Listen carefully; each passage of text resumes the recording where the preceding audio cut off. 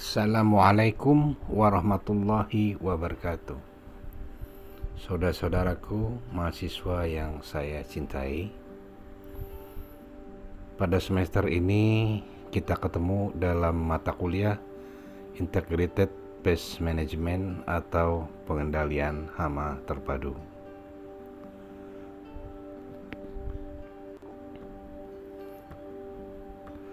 Integrated Pest Management ini merupakan suatu metode pengendalian hama yang menggabungkan berbagai metode pengendalian dengan prioritas pada penggunaan non-kimia seperti tindakan pencegahan atau prevention, eksklusi atau exclusion, dan sanitasi atau sanitation. Kalaupun pestisida akan digunakan, harus dilakukan secara bijaksana dengan memilih dan menggunakan produk-produk yang aman bagi manusia.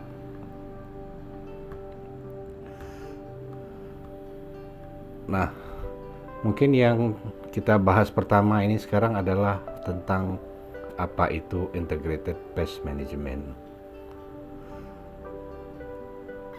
Nah, sejarah dan arti penting perlindungan tanaman. Menurut Undang-Undang Nomor 12 Tahun 1992 bahwa PHT adalah upaya pengendalian populasi atau tingkat serangan OPT, organisme pengganggu tanaman, dengan menggunakan satu atau lebih dari berbagai teknik pengendalian yang dikembangkan dalam satu kesatuan untuk mencegah timbulnya kerugian secara ekonomis dan kerusakan lingkungan hidup. Nah, Undang-Undang Nomor 12 Tahun 1992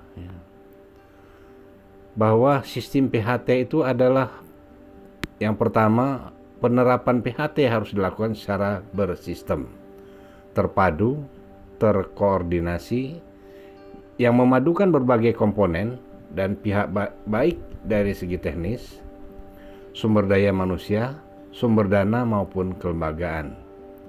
Nah, kemudian teknik-teknik pengendalian merupakan komponen PHT dari segi teknologi yang dipadukan sedemikian rupa sehingga sasaran produksi dan ekonomi tercapai tanpa merusak dan membahayakan kesehatan manusia dan lingkungan hidup. Nah, kemudian yang ketiga, dalam memadukan berbagai teknik pengendalian hama tersebut, penggunaan pestisida kimia sintetik merupakan alternatif terakhir. Setelah teknik-teknik pengendalian hama lainnya tidak mampu menurunkan populasi hama yang sudah melampaui ambang ekonomi. Nah, tujuan atau sasaran PHT yang pertama, mempertahankan populasi hama atau tingkat serangan hama di bawah ambang ekonomi. Kemudian yang kedua, meningkatkan produksi dan kualitas produksi pertanian. Kemudian yang ketiga, mengurangi atau membatasi penggunaan pestisida kimia. Dan yang keempat, meningkatkan penghasilan, keuntungan usaha tani dan kesejahteraan petani atau produsen pertanian. Kemudian yang kelima, memanfaatkan, melestarikan dan meningkatkan kualitas lingkungan hidup. Nah, meskipun menyatakan bahwa pestisida kimia merupakan alternatif terakhir, tetapi hal itu tidak berarti bahwa PHT anti pestisida kimia. Tetapi pestisida kimia hanya digunakan bila perlu, sehingga diharapkan sedikit saja. Karena itu dalam sistem PHT, pengendalian kimiawi tetap dimaksudkan sebagai salah satu komponen pengendalian hama terpadu. Nah, sekarang kita lanjutkan unsur dasar dan komponen pengendalian hama terpadu. Nah, menurut Watson et al. Pada tahun 1975, unsur dasar pengendalian hama terpadu yang pertama itu adalah pengendalian alami. Kemudian yang kedua, pengambilan sampel. Kemudian yang ketiga, aras ekonomi. Dan yang keempat adalah ekologi dan biologi. Unsur-unsur dasar merupakan pengetahuan dasar tentang biologi ekologi, dinamika populasi hama dan musuh alami, teknik sampling dan pengamatan serta ekonomi kerusakan oleh hama dan pengendalian hama. Pengetahuan tentang unsur-unsur dasar ini telah kita bahas dan pelajari pada kuliah-kuliah minggu yang lalu.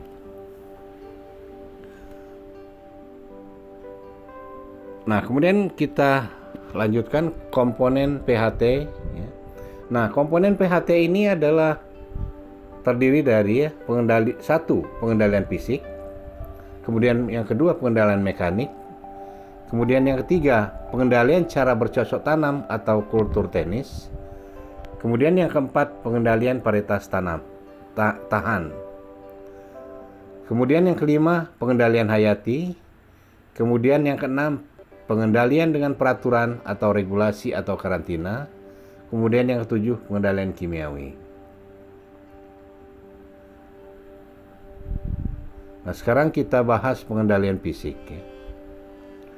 Pengendalian fisik itu adalah merupakan usaha kita menggunakan atau mengubah faktor lingkungan fisik sedemikian rupa sehingga dapat menimbulkan kematian dan mengurangi populasi hama. Kematian hama disebabkan karena faktor fisik seperti suhu, kelembaban, suara yang dikenakan di luar batas toleransi serangga hama sasaran. Nah, batas toleransi di sini dapat berupa batas toleransi terendah dan dapat juga pada batas toleransi tinggi. Nah, setiap organisme mempunyai batas terendah dan tertinggi untuk dapat hidup dan bertahan, sehingga bertahan dalam terhadap satu faktor fisik tertentu seperti suhu. Nah, di atas suhu batas tertinggi atau di bawah batas terendah, serangga tersebut tidak dapat hidup dan berkembang biak. Nah, beberapa perlakuan atau tindakan yang termasuk dalam pengendalian fisik antara lain ya. Nah, seperti satu itu pemanasan, kemudian pembakaran, pemanasan dengan energi radio frekuensi, kemudian pendinginan, pembasahan, pengeringan, lampu perangkap, radiasi sinar inframerah, gelombang suara, kemudian penghalang. Nah, sekarang kita bahas satu-satu. Pengendalian mekanik. Nah, tujuannya untuk mematikan atau memindahkan hama secara langsung, baik dengan tangan atau dengan bantuan alat dan bahan lain. Caranya yaitu cukup sederhana dan dapat dilakukan oleh setiap orang, tetapi yang jelas memerlukan tenaga yang banyak yang berarti cukup mahal. Dan kemudian harus dilakukan secara terus-menerus. Efisiensi dan efektivitasnya memang rendah. Nah, ada beberapa teknik pengendalian mekanik yang sering dilakukan dalam praktek pengendalian hama. Yang pertama, pengendalian dengan tangan. Nah, cara ini merupakan teknik yang paling sederhana dan mudah tentunya untuk di daerah banyak yang tersedia tenaga manusia. Yang dikumpulkan adalah fase hidup hama yang mudah ditemukan dan dikumpulkan seperti telur dan lapa. Pengumpulan kelompok telur dan ngengat oleh penduduk dan anak sekolah dilakukan di jalur pantai utara Jawa Barat ya. Sebagian dari gerakan massal pengendalian hama penggerek batang padi.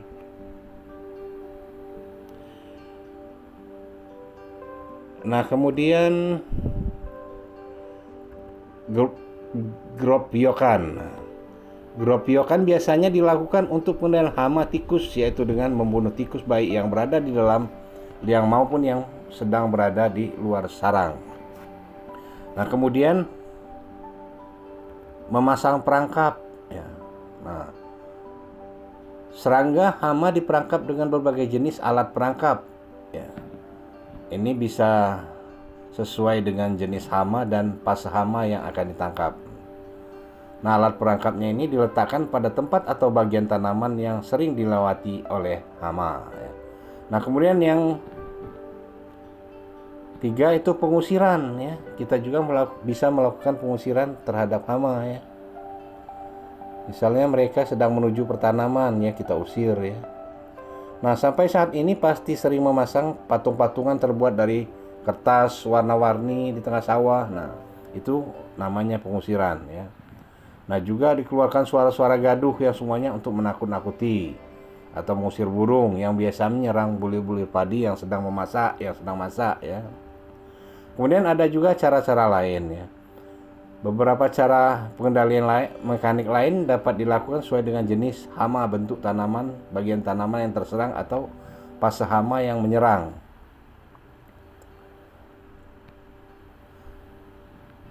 Pengendalian fisik dan mekanik pelaksanaannya sangat sederhana dan tidak memerlukan banyak peralatan yang mahal, sehingga relatif murah. Keuntungan lainnya bahwa cara pengendalian ini tidak mengakibatkan pengaruh negatif bagi lingkungan. Apabila dilakukan secara tepat dan terus-menerus pengendalian fisik dan mekanik. Suatu contoh, saat ini dengan digunakan secara luas teknik pembungkusan buah kakao dengan plastik untuk pengendalian hama utama tanaman kakao, yaitu penggerek buah kakao, nah sehingga perkebunan kakao dapat diselamatkan dari kehancuran. Nah, kemudian ada lagi pengendalian secara bercocok tanam ya. Nah, sebagian besar teknik pengendalian secara bercocok tanam ya dikelompokkan dalam 4 kelompok sasaran. Yang pertama, mengurangi kesesuaian ekosistem. Nah, mengurangi kesesuaian ekosistem ini termasuk di dalamnya adalah sanitasi, penghancuran atau modifikasi inang atau habitat pengganti, kemudian pengerjaan tanah dan pengelolaan air. Nah, kemudian yang kedua itu gangguan kontinuitas penyediaan keperluan hidup hama. Ini bisa dilakukan dengan pergiliran tanaman, pemberoan tanah, lahan, penanaman serentak, penetapan jarak tanam, lokasi tanaman, kemudian memutuskan sinkronisasi tanaman dan hama. Kemudian menghalangi peletakan telur. Nah, kemudian ada juga pengalihan populasi hama menjauhi pertanaman.